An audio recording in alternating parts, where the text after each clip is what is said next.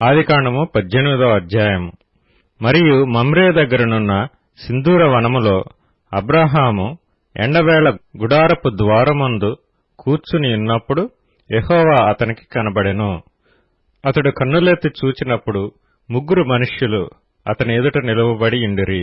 అతడు వారిని చూచి గుడారపు వాకిట నుండి వారిని ఎదుర్కొనుటకు పరిగెత్తి నేలమట్టుకు వంగి, ప్రభువా, నీ కటాక్షము నా మీదనున్న ఎడల ఇప్పుడు నీ దాసుని దాటిపోవద్దు.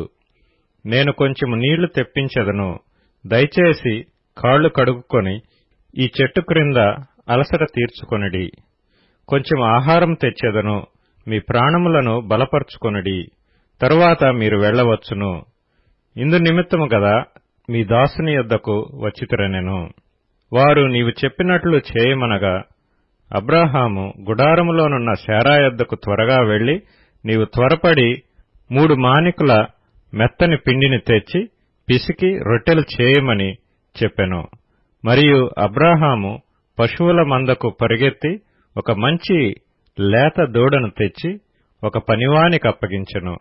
వాడు దాని త్వరగా సిద్ధపరచెను. తరువాత అతడు వెన్నను పాలను తాను సిద్ధం చేయించిన దూడను తెచ్చి వారి ఎదుట పెట్టి, వారు భోజనము చేయుచుండగా వారి యొద్ద ఆ చెట్టు క్రింద నిలుచుండెను.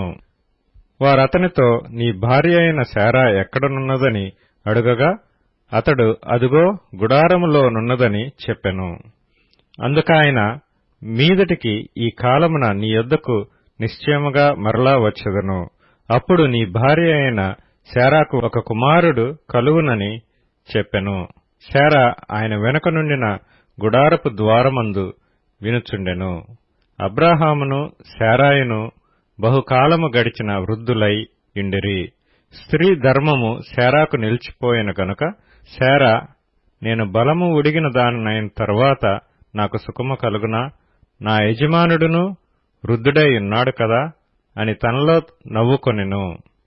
అంతటా యెహోవా అబ్రాహాముతో, వృద్ధురాలనైన నేను నిశ్చయముగా ప్రసవించదనా అని శారా నవ్వనేలా?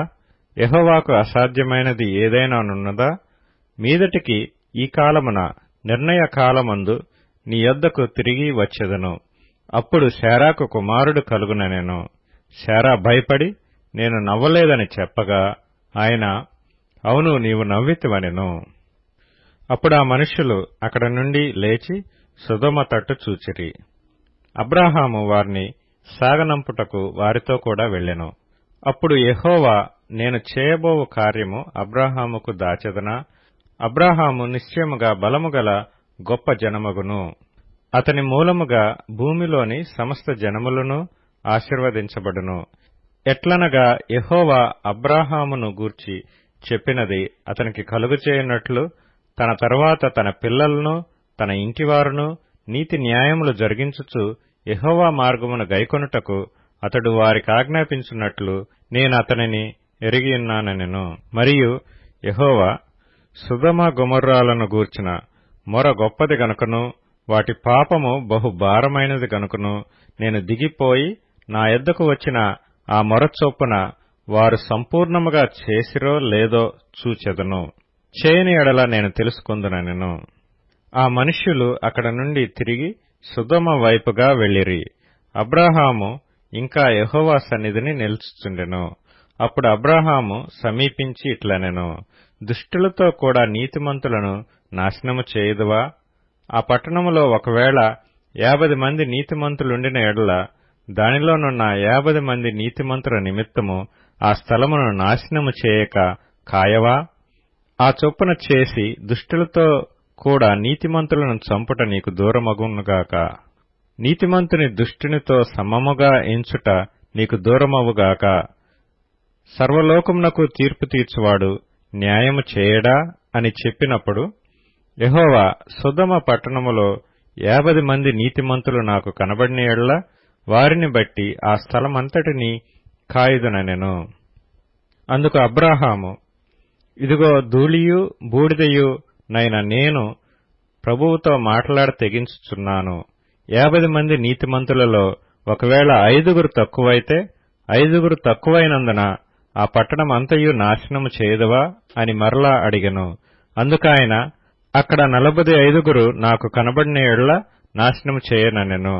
అతడింకా ఆయనతో మాట్లాడుచు, ఒకవేళ అక్కడ 40 మందియే కనబడుదురేమో అనినప్పుడు ఆయన, ఆ 40 మందిని బట్టి నాశనము చేయక యుందునని చెప్పగా, అతడు, ప్రభువు కోపపడని యెడల నేను మాట్లాడెదను.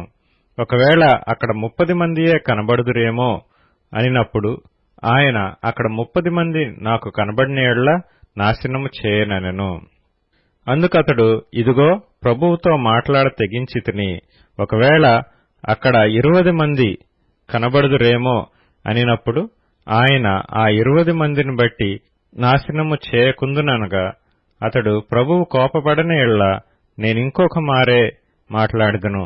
ఒకవేళ అక్కడ 10 మంది కనబడుదురేమో అనినప్పుడు ఆయన, ఆ 10 మందిని బట్టి నాశనము చేయక యుందుననెను. యెహోవా అబ్రాహాముతో మాట్లాడుట చాలించి వెళ్లిపోయెను. అబ్రాహాము తన ఇంటికి తిరిగి వెళ్ళెను.